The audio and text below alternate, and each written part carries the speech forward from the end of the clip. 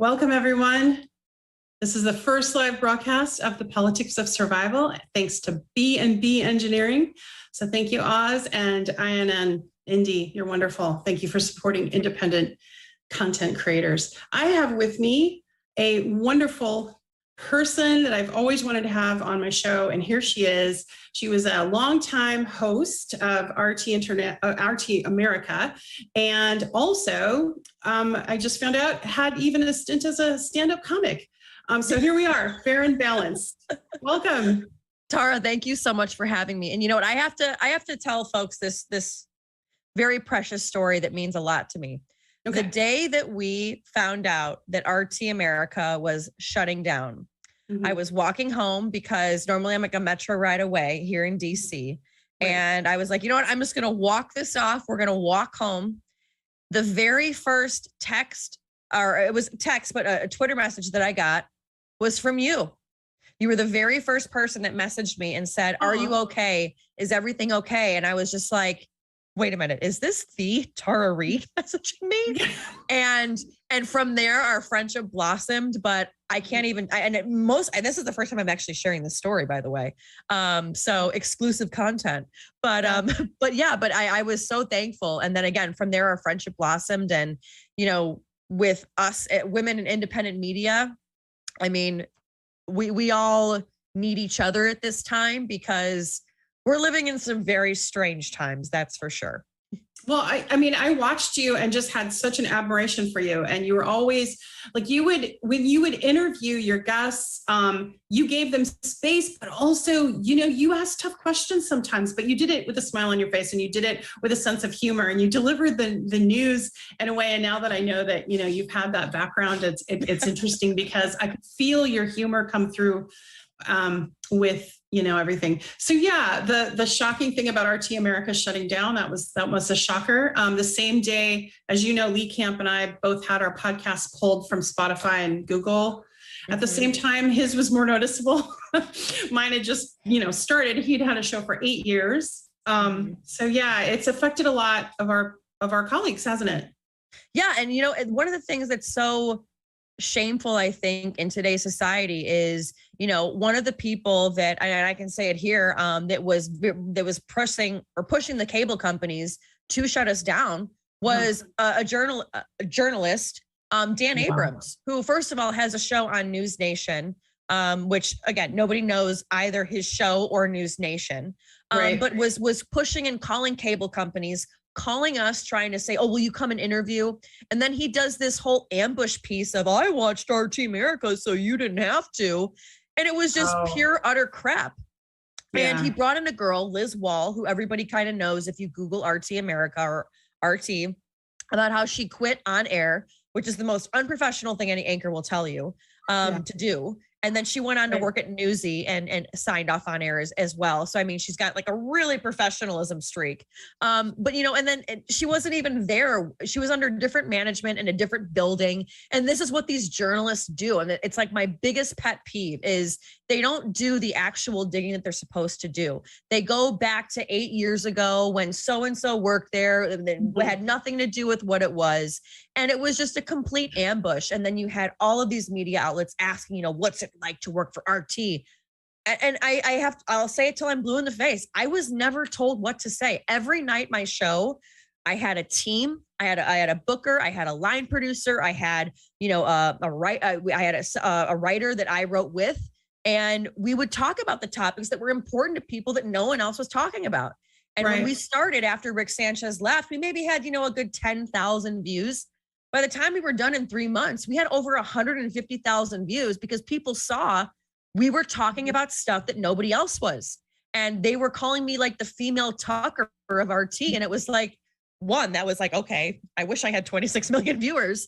But it was just that, no, news isn't that hard. You talk about what people are witnessing and experiencing, and you make them feel valid, like you're actually listening. Whereas the mainstream media, they don't care what you're going through. It's all about what they're trying to tell you what you should care about. Well, yeah, I mean, it's being weaponized by intelligence agencies and by PR firms that are working for the government with a message. And propaganda. I mean, I heard someone say today that the information war, I think it was Scott Ritter, said today that the information war, unfortunately, Russia's having a hard time with it. Like the West is dominating. You have England and America, but I think that has to do with big tech and censorship. So we saw a lot of censorship of RT, international RT, and then I wanted to bring up this thing. Caitlin Johnstone was featured a lot on RT, but she's an independent writer, and she is very anti-imperialist, very anti-war, but understands this point of history and has kind of told Russia's side a bit. And she just had the machine come after her. I don't know if you saw this. But I follow her closely. Yeah. Yeah. So you saw the diplomat, they're actually trying to go after her finances. Yeah. And again, what's so interesting is that the reason why Russia is losing the information war, hold on a second, time out, Tara. I thought they were the one that knew how to influence an election. Right. So how can you influence an election but not influence the people on how to think? The point is that they did neither. And again, when I talk to, because I have colleagues over at RT, and when they watch RT America and when they turn on like CNN America, because CNN has branches all over the world, just like RT America, just like RT, they're like, wow, like the music, the lights, the breaking news in your face. It's like what would it be like to have a stroke, where the anchors are just telling you like, oh my God. And then underneath breaking. And you're just like, I don't even know. Should I be scared? Should I be worried? Right. And that's what they want you to feel like. Whereas you go over, another great example, I always worked in local news. Before I got to RT America, I knew some foreign policy, but for example, I knew Israel good, Iran bad. You learn the basics.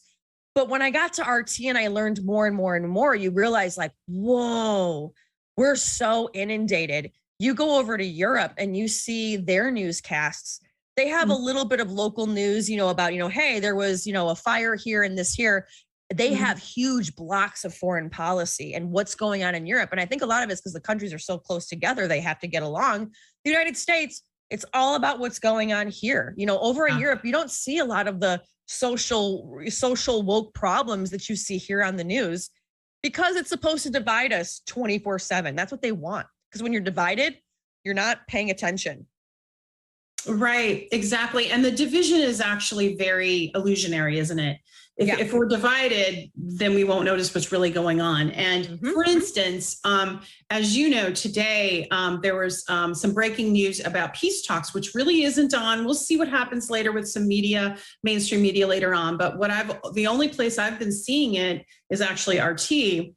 And they were talking about some substantive steps that have been taken today in Turkey during those peace talks. So hopefully, it'll be covered. But what was interesting was that the West was, I think it was Blinken put out a tweet saying, look for Russians being deceptive, whereas other, international outlets were saying this was a substantive talk, this was good, and Zelensky himself saying this was productive. So, or that messaging coming in. So, anyway, I think I have a clip here, Oz. I don't know if you're ready for that, but it was from RT International. So let's.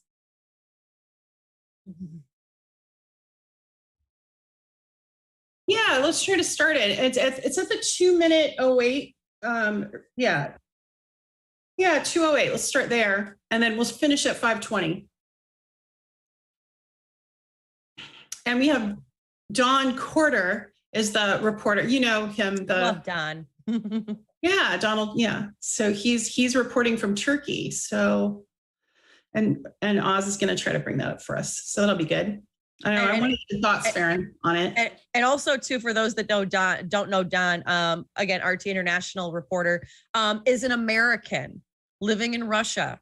Again, so a lot of people that don't understand RT International and how it works, there's a lot of people over there that are Americans that, and that's the one thing is Russia welcomes Americans over there to be their journalists because they see, wow, you're actually going to question our government even harder. Everybody thinks that RT over in Moscow is a propaganda network, when in reality, they do question the government over there just as much as we question our government here. A common myth that's not known over there. Yeah, exactly. So, and here we go. And I think it's just about to come up here. But yeah, what I find striking too is what you mentioned is that you have, journalists that are, go over there and they're not asked to give up if they want to stay, to give up their US passports. They actually can have dual citizenship. There's a welcomingness there with Russia. Exactly. Yeah. Who knew? Who knew? I think they just, I think that we're so used to hearing bad things about Russia, but actually, the city, Moscow, it got, what was it? Voted number one as far as, or number two? It's number one internationally. I mean, I've gotten in cabs here with folks from Somalia and they're like, RT. So yeah, they know it. Yeah, here we go, Oz. If you want to go ahead and do your magic, whatever that is. Shout out to Oz. Shout out to Oz, to B&B Engineering. Thank you.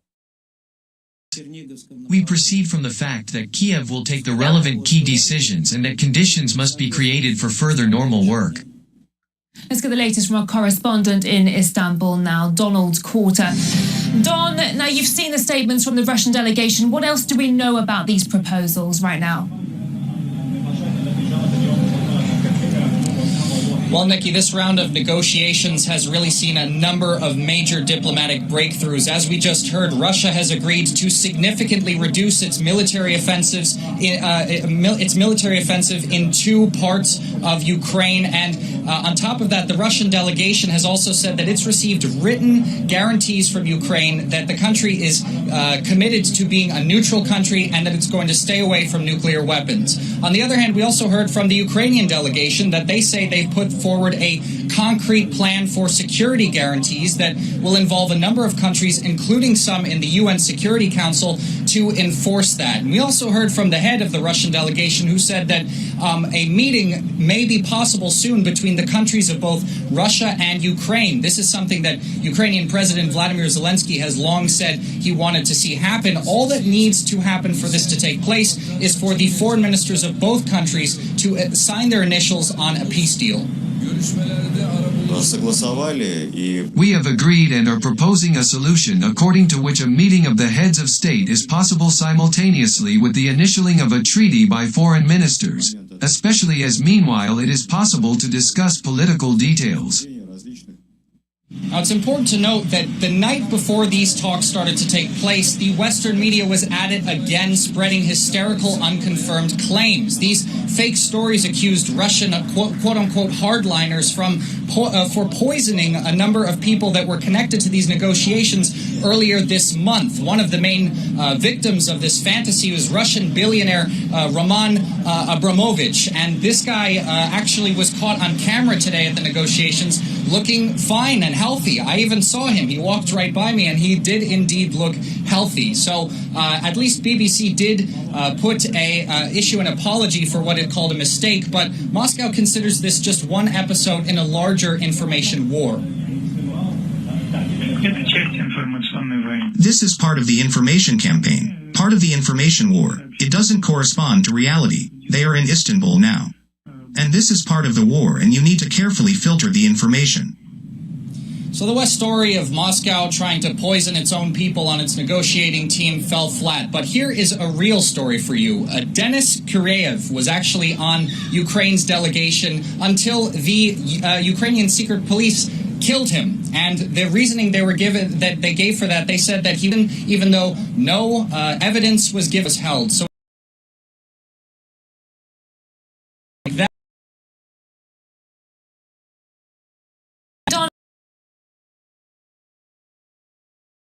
But tell me your thoughts on that. Okay, so for those that don't know, I'm on Sputnik. I'm now the co-host of Fault Lines, and this is the exact thing that our news director talked about this morning. He was like, "Hey, we need to talk about Abramovich tomorrow, who is claiming that he was poisoned." And the BBC just came out, that was this morning, confirming that he had been poisoned. To hear now that he had not been, that he issued a statement. And for those that don't know Abramovich, he's the owner of the Chelsea Football League in England, kind of a big guy over there. And they've been really pressuring him to resign, to step down, what have you. To have it come out where he was not poisoned, and that the BBC issued an apology. What's the apology? You already stirred everybody up anyway. Yeah. And this is another problem with journalism. It's be first, not factual. And, Right. and I don't know when news changed, but it only really changed with the West. I'll tell you, when I was in those RT newsrooms, if everything was, is it confirmed? Is it confirmed? If it's not confirmed, you're not going with it. And I can't even tell you how many times I had leads on stuff and they're like, well, it's not confirmed yet. You can't go with it. And it was like, ugh.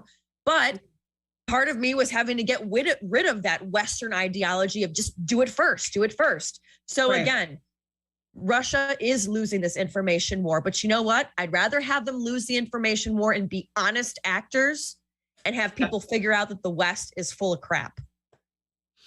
Yeah, it's in line with so many stories. Like, remember when the story came about Seal Island, and and the New York Times had to, and the Washington Post, they had to admit that they were wrong, that it was false reporting. But you know what? Instead of just taking it down and saying this can never happen again, what did they say? They said, well, it may have been an inaccurate story, but it lifted morale. Yeah, they may have survived. And mind you, they did. When you have Zelensky coming out saying how he's going to posthumously award them all the Ukrainian Medal of Honor, right? How bad is your intelligence to not know that this is a bunch of bull, Or maybe he knew and he just is participating in the propaganda. It's hard to know. Probably that too. But there was two major stories like that. And then now we have the poisoning story. And I'm just curious to see how many mainstream media have not gotten the statement saying this isn't true, this is false, and are still going to try to run with it. I mean, that's what's, And it's really hard, Tara, because I'm sure you've probably seen yourself. I've even seen with my own family. When I talked about the Snake Island story, my family had a very hard time believing it. And I was like, no, you guys, they have surrendered. And they're like, well, surrendered means executed. And it's like, no, who said this? But again, I can't blame them and I can't be angry, because when it's just ingrained in your head for the past 20 years, Russia bad, US good. Right. It's hard to, you kind of empathize a little bit. I don't sympathize, but I empathize. The propaganda is really strong here in the US. And I think when the legacy papers, like I mentioned with the Snake Island story, I accidentally said Seal, Snake Island, when they propagate that on the headline, it's really something. The other thing that was propagated this weekend was peace activists coming out about, the no-fly zone. And I don't think people really understand. I think viewers that are watching us hopefully do. They don't really understand like the ramifications of a no-fly zone, that could mean World War III. And then here we have Joe Biden, who is just, pushing and with his rhetoric and just amping it up. And I think Oz has a quick clip. It's like a few seconds of Joe Biden of what led to this conversation that we're about to have. If you could bring that up for us. For God's sake, this man cannot remain in power, right? That was the whole clip. So do you want to play it again, Oz, or or is it clipped off? Okay, let's see if it runs. Okay, let's see if it runs. First live stream, everyone. There's going to be a little bit of gremlin, Deal with it. Yeah, deal with it. Because we're here. For God's sake, this man cannot remain in power. The White House immediately clarified that message and insisted. There you go. So, Faran, your thoughts when you heard that, when you initially heard that, what was your thought that ran through your head? And I'll tell you mine. My first thought was, come again? What? Because it kind of solidified, and I think saying the quiet part out loud of the past 30, 40 years of the United States wanting regime changes, in countries that they don't get along with. Since 1960, the United States has been involved in 62 government coups. That should that alarm bell should be going off in Americans' heads. However, and the person who told me that was my own father. My dad's kind of more of a quiet, mild-mannered man, and he reads all the time. He's a neurosurgeon and a lawyer. And I will say this: what I've learned to appreciate about him is you have men like Ron Paul, both doctors. You have men like Thomas Massey, the congressman who's been saying we should not be sending money over to Ukraine. We should not be getting involved in Ukraine. And he's getting a lot of blowback in Congress. But you have, and he's an engineer, you have doctors and engineers who are very solutions-based in Congress, who are looking at a lot of this saying, wait, what's the solution? Why isn't this working? I don't understand, you know, and they have to, they're trying to figure this out. And I think with my own father seeing it, where he's like, wait a minute, let's go back. Let's look at the problems and look at the solutions. And like I said, he was the one who told me we've been involved in 62 different coups since 1960. Why is that? What is the solution to that? Is it that we're trying to spread democracy, but maybe it's not working anymore? The fact that all of our money is trying to go to, you know, instill democracy when every time we try it doesn't work. And I think, again, this was Biden saying the quiet part out loud. Granted, he walked it back, or at least, you know, I compared it this morning on Fault Lines where I said, I compare it to a curling game where, you know, for those that don't know curling, it's where you throw this giant weighted thing down the ice. Biden is that giant weight down the ice. And, you know, behind it, you have all these people sweeping up behind it. And that's his press people trying to, you know, clean up after him. Or he should, or there should be just a permanent Roomba installed behind him to clean up the mess that he makes right behind him. Speaking of Roombas, here we have Anthony Blinken. So let's bring up that clip. The human version. Here you go. Human version of the Roomba. That the State Department clarify Biden's comment in yesterday's speech. Well, I think we heard from the president that this is precisely what he thinks. You know, normally you hear these comments in the Situation Room with the White House. He said something out loud. And I think, you know, notwithstanding, you know, the attempt to clarify that this doesn't mean the United States is changing its approach to Russia in terms of trying to assertively try to push Putin from office. I do think that the president's comments about being a war criminal, as well as saying that Russia, you know, merits a better leader, will have a longer term impact in terms of say sanctions, for example. It's going to be very difficult to take steps in the future that relieve pressure on someone like Putin, given what he's done.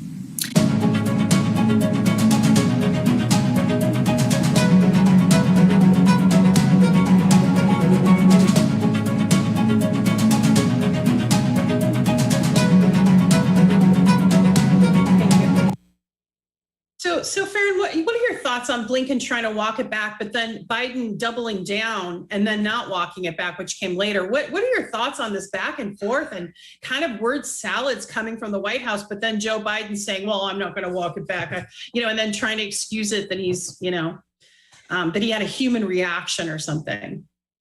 Well, and I don't know if you saw, they had the actual they had the zoomed in version of the notes that he brought out to the press conference immediately after. And it showed, I mean, in like size 17 font, which goes to show this guy is really old. But it said, NATO is the strongest it's ever been. I responded with emotion. And I kid you not, Tara, at the very top, it said, tough questions, Putin Q&A. And it was just like, and they had the questions out. They had the bullet points on it. I mean, it made Trump's Sharpie notes look like they were actual biblical text at this point. I mean, it was so just juvenile. And then the fact that he you see where he looks down and he says it word for word in the press conference, I responded at an emotional state. And you're just like, this is the leader of the free world. And when you have Biden and even Anthony Blinken, Biden saying, we're going to respond in kind if there's a chemical attack. Immediately, Jake Sullivan's like, no. We will never respond in kind with the chemical attack. Right. And which makes me think, and this is where you would know better than I would, is this really Joe Biden being a senile, old, crotchety grandpa that, doesn't know what he's doing? Or is it that he kind of knows what he's doing, but it's that part. That's an interesting point, because I think that there's been a couple of things he's dropped on purpose, and that's just my opinion. Do I think he's a lightweight? That's what he was called back in the day when I was there. He's a lightweight. He's not really interested in studying the legislation or stuff. He has other people telling him what he's supposed to think and do, or at least even when he was younger and more vital. I do remember as we see in these cue cards, they tell him what to say. Yeah. And I remember the press secretary being very frustrated when he would do live television, because he would never do what they asked him to do, and he would swear accidentally. And back then, it was a very big deal for FCC. They would get fined. It was a very big deal. And $125,000 swear word, at least in today's day and age. I know we're being in TV. So yeah, it's very expensive. Yeah. So it seems like it's relaxed on formats like this, but like, for, a major news thing, it was a big deal. But yeah, I would say from back in the day when I was there, it was obviously before Vladimir Putin came to power. It was in the 90s. He was in the background. So he wasn't on the geopolitical scene, and the Soviet Union had just collapsed. And it was kind of being just, American business people were just helping themselves, so to speak. And so some of these oligarch experts that you see that have all this against Vladimir Putin were the ones that got kicked out for basically stealing from the Russian people. And I don't know, you might have more to say about that, Faran. Well, and that was the one thing, as I actually was looking up different statistics last night, and you see where there are way more Ukrainian oligarchs than there are Russian oligarchs, believe it or not. And the reason why is because of the backing of the United States of America, especially with the United States going in there, putting in their own little private businesses or funding a lot of these private corporations. For those that haven't seen Ukraine on Fire, Revealing Ukraine, or Ukraine, 30 Years of Independence, all by Igor Lopatovnik, yeah. Yes, I always mess up his last name. I'm so sorry, Igor. Okay. But 3 installments with him and Oliver Stone talking about, and it's a great, and I wish every American had to sit in a history class and watch what's been going on, especially then you have the release of Hunter Biden's laptop, knowing that it's true now.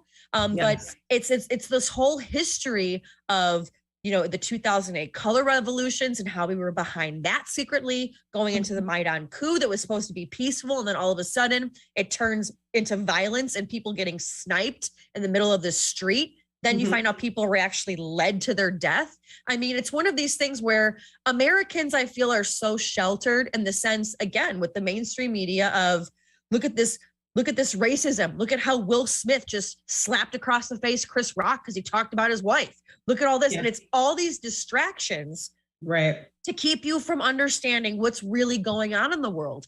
And I don't blame Americans because, again, I had, for example, this morning on the show, I had my own mother who's in the boomer generation, and their generation lives on Facebook. But I will say this, the tide is starting to turn. When all this started happening, my mom was very Ukraine, because that's what was being fed to them. Now on Facebook realizes that all the kids and everybody under 35 are off Facebook. We hate it. And I can say that as a 35-year-old. Yeah. I can't even remember the last time I went on Facebook. So if you're trying to reach me there, don't. I deleted my Facebook and my Instagram because they said they were going to, they were allowing hate speech towards killing Russians, and they said Russian soldiers, but whatever. I deleted both accounts. But what's interesting, though, is that Facebook at the same time is not going through and really deleting people in support of Russia, because they see that a lot of it, or at least not support of Russia, but they're not deleting the Tucker fans. Right. They're not deleting those right-wing people who my mother watches Tucker religiously. She loves him. And I'm like, Mom, if you like Tucker, then you'll love alternative media. It's just that generation. They don't really know where to find it. If I told her Rockfin, she'd be like, what's Rockfin? You know, now hopefully she's watching and she realizes. But the thing is that Facebook is not deleting those right-wing people like they used to back in 2016, because Facebook, as we say, and, in the younger generation, Facebook is dead to us. So Facebook has to cater to their new demographic. And now with Tucker posts going around on Facebook, my mother being the biggest demographic on Facebook, we had her on this morning and we're like, what are you seeing? And my mind was blown. She goes, I'm really starting to question why we care about Ukraine and why we're not talking about Hunter Biden's laptop and what's going on with this. And again, she's a Republican, but I mean, and they're starting to see the Democratic warmongers and these war hawks. And she's like, I think they're trying to bring us into a war. And people are starting to open up in that boomer generation. Yeah. And I'm like, come this way, come to the light. You're learning. Yes. Yeah. And this was the year where all the conspiracy theories came true, right? They were actually not tinfoil hats at all. They were actually very, Hunter Biden being one of them. And I think there was a mashup being done of how hard they were trying to drive that narrative that Hunter Biden laptop was false reporting, propaganda, that it was Russian disinformation or QAnon. Oz, do we have that mashup? It's of that accessible? Is it the Matt Orfella? Yes. Yes. And you know what?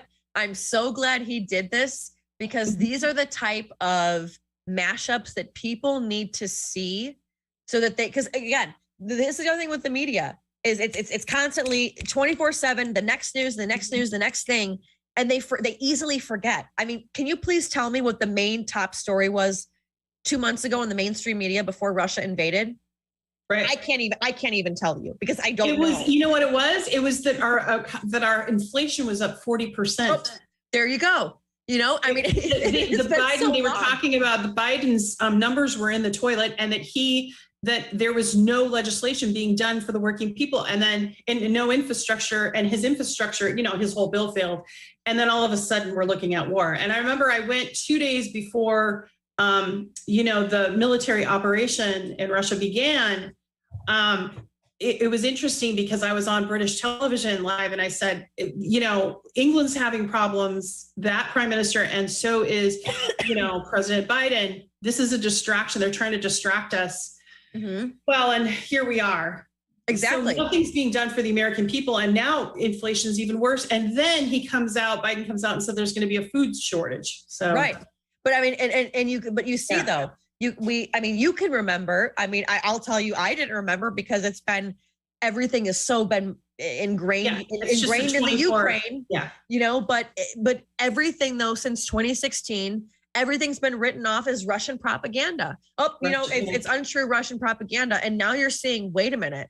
I think Faran, that's what I was called. 2019, when I came forward, because Lucy Flores was getting, torn apart. The first thing Edward Isaac Dovere posted, he's a CNN senior analyst, then he was with The Atlantic. And this is before it hit the AP wire. So I don't even know. Already when you say The Atlantic, I'm like, shh. Yeah. He said I was a Russian asset before I even was public. For those watching internationally, The Atlantic is the biggest warmongering think tank website you can imagine. And it has been insanely anti-Russia since its inception. Exactly. Mm-hmm. All right. So here we have the mashup. Let's let our viewers see it real quick if they haven't, because it's worthwhile. Just a few seconds of it there, Oz, if we can get it up. Incriminating evidence allegedly found on a laptop belonging to Biden. Some sort of Russian disinformation campaign effort. One eternity later. Biden emails finally authenticated according to the New York Times. Duh. It's rewind time.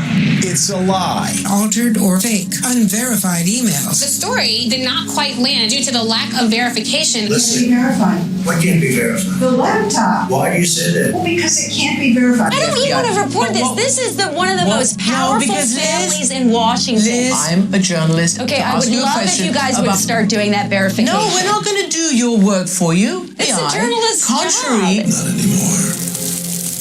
For all we know, these emails are made up. Not really stories, just pure distractions. No serious journalist should fall for it. It's a journalist's job to find out if this is verified. The bottom line is we cannot confirm the story. Experts say the emails cannot be authenticated. The mainstream media is not reporting on this story because we can't authenticate this material. The Hunter Biden laptop material is genuine. Genuine. Genuine.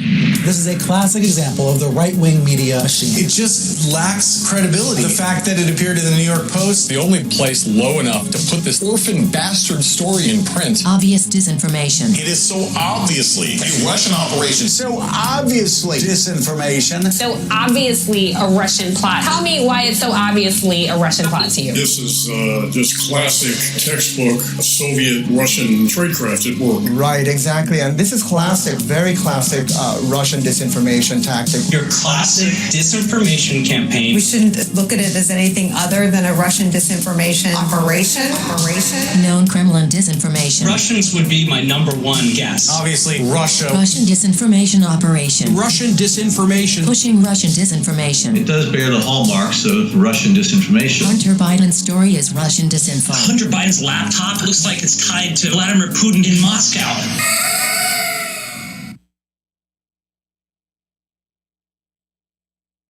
That was classic.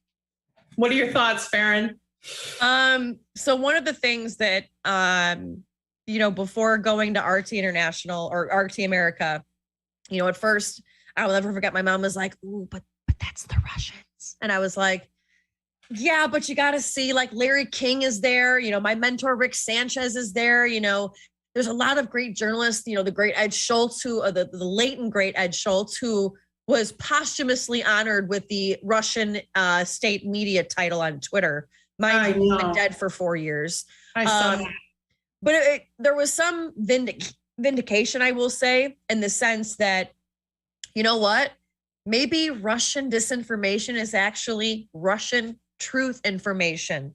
So there was a lot of vindication there, seeing all of that. And then I think it was also a vindication that, one of the oldest publications, the New York Post, founded by Alexander Hamilton, one of the founding fathers, the first Secretary of the Treasury, founded the New York Post, who published this article on Hunter Biden, was, vehemently told that they were wrong. It was disinformation. They were censored on Twitter. The fact that they can pick and choose what is news and what is not, and to have this validated, I think many alternative forms of journalism were very much vindicated in saying we were asking the right questions. You just didn't like the answers. Yeah, exactly.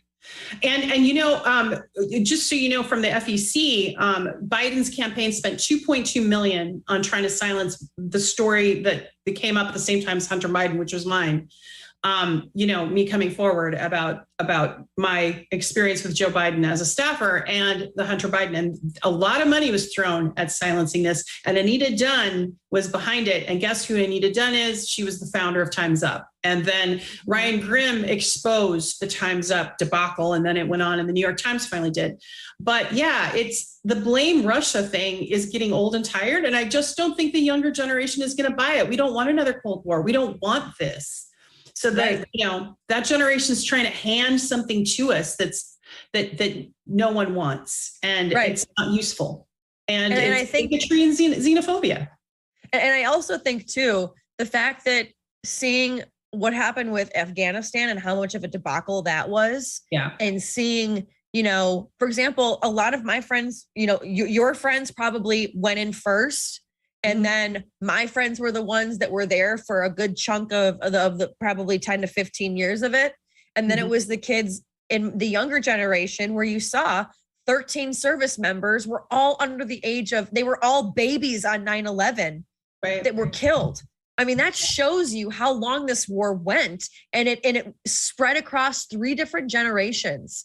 And to then try to pull out of that, and it's a complete debacle when, oh no, this is great because we ended the endless wars, which I think was the only time they cheered endless wars, was because it was so terrible the way we left.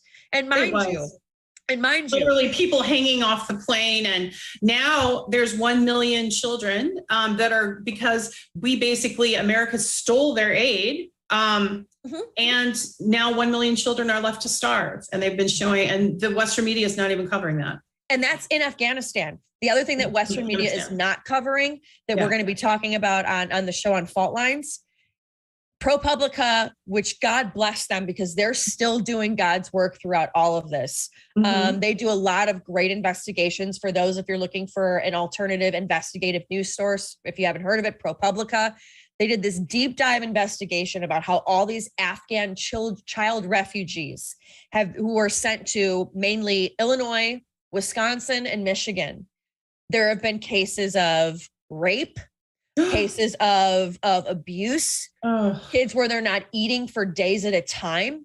The way that we're treating these Afghan refugees, mind you, we need to help these 100,000 Ukrainian refugees. What about the Afghan ones? What about the Yemeni ones? What about the Iraqi ones? Oh, is it because they're not white, or is it because it doesn't look good on us? And that's the question. And no one is talking about that either. The refugees that we brought here are being treated like crap. Yeah, they are. Yeah. And and they're denying asylum at the border. They're doing all kinds of things that were actually against international agreements. Yeah. And America's just getting away with it. It's horrendous.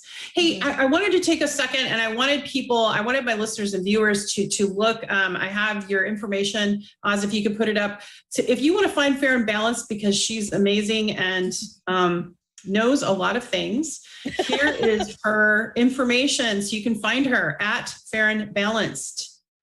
And Faran, what kind of adventures do you have? So like I said, I was the host of the news on RT America, but then we got the cord pulled. So now I'm at Sputnik Radio, and I'm hosting the show Fault Line with my co-host Jamarl Thomas, where we talk about the issues of the day and the issues that nobody wants to even touch. And then starting my first live stream tonight, just kind of a quick little Q&A, but getting it up in the live stream game. I'm still learning it, just as we all are. I feel like the Gen Zers, they're like, you guys are so late to the game. And I'm like, yeah, because I'm used to TV and having all of the production all there and it's all set and ready to go. So yeah, it's a learning curve for all of us. It is. It is. I mean, but I have to say, I think it's everyone has their niches and their talents, and, it's a lot to keep up on all the content, and you do a good job of it. You really provide a really good, solid analysis. And I'm glad that you're still going to be active and your voice is going to be heard. And you're welcome to come back anytime.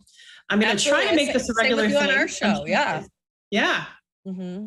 And one of the things that you will see with me is that, I don't favor one side or the other. Again, like I use the Faran Balanced thing because, it's a play on Fox News, obviously. But, I grew up in a very, very Republican county. And, I went through the news and I saw everything of how the media works from the local level to the national to the international level. And then I saw, moving here to DC, how the Democrats operate. And the point that I will say is that I hate them all. I hate them all. So I have no problem pointing the finger at whoever. So like, for example, today, I really was pointing the finger at Joe Biden. And I said, this doesn't mean that I'm a Trumper.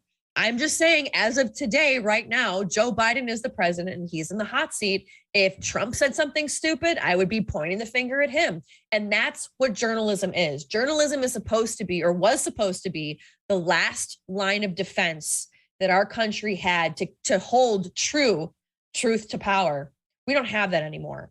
And thank God for independent journalists. However, they don't want the funding for it. They're not going to fund people like us because what corporation's going to sign on talking about anti-war when they're trying to sell a war?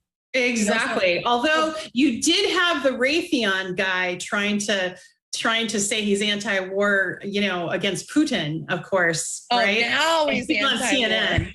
But meanwhile, it's his weapons. So apparently U.S. bombs are good and Russia bombs are bad. So just I don't know if you know, Tara, when the U.S. bombs drop, they actually avoid the civilians and they just go straight for the bad guys. Oh, there you go. Mm-hmm. Okay. But that's why folks out there that are watching, make sure you support Tara too, because you're doing God's work as well, girlfriend. Well, thank you. Thank you. And hey, I want to give a shout out to B&B Engineering. And I think, Oz, you guys have, can you show the viewers your contact information? Because I would not be able to do this without your help. So thank you, Shonda, and thank you, Oz, and thank you, Linda, the team behind this broadcast. There's a man behind the curtain having to listen to us gasp. Yes, and they also have a really cool show. And it's called Beauty and the Boomer. And I love that name. And I got to be on the show the other night. And Faran, I'm sure you'll be making your way on that show. I would predict soon. They are amazing and funny. And yeah. So put up your Beauty and the Boomer and show everybody what that looks like. You can see them on Twitter and find them. And what I will tell you folks is I was telling Tara and them while we were in the green room. And Chandra was on, she's on in the background as well. She's listening in, but it's Chandra and Oz. And I was saying, I binge watched a lot of their episodes over the weekend, and they're like, and Chandra's like, why?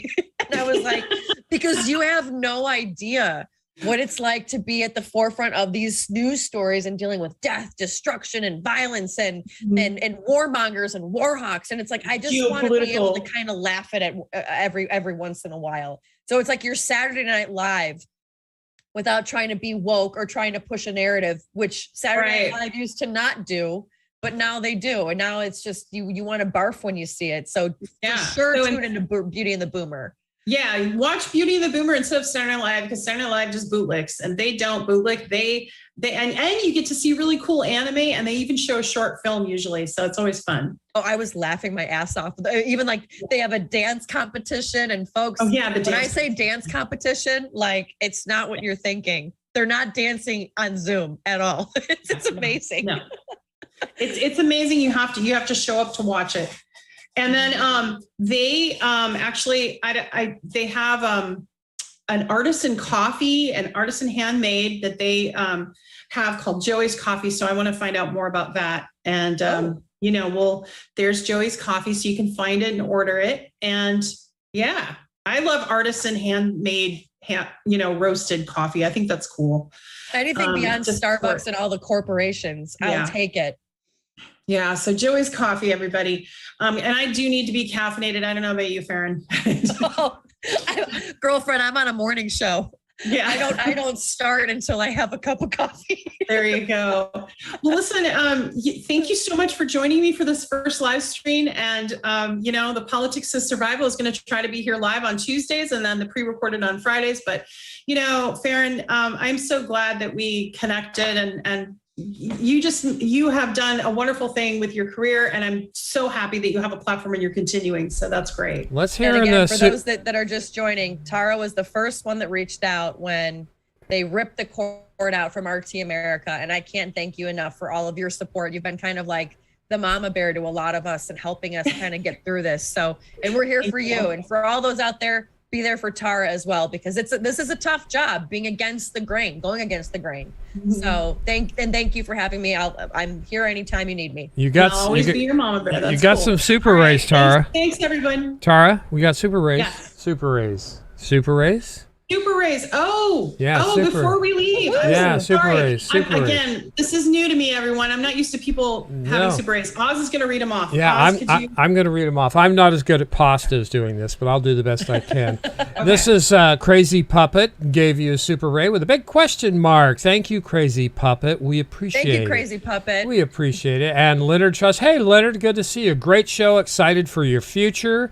And Roar Media. Thank you sincerely for supporting women in independent media. We need your voices. Looking forward to much more from both Tara and Faran. Way to go. And then Kamshwari Kate. Can't think of anything original. Thank you sincerely for supporting women in independent media. We need your voices. Looking forward to much more from both of you, Tara and Faran. Way to go. And thank you to Kate, because she turned me on to Beauty and the Boomer. Hey, yeah. And then Kate says, I copied Roar Media's message. Thank you, Kate. That's wonderful. So thank you all for the super rays. The Crazy Puppet, Leonard Trust Fund, Roar Media, and Kamshwari Kate. And that's it. You guys can roll out. All right. Well, thank you. And thank you to Indie News Network. You can find them on Twitter. They've been helping all of us independent contractors, and Indie's wonderful. So Independent News Network, check them out. That's where a lot of us are putting our content. Thank you, everyone. And thank you, Faran. Thank you so much. May the good news be yours. We'll see you next time.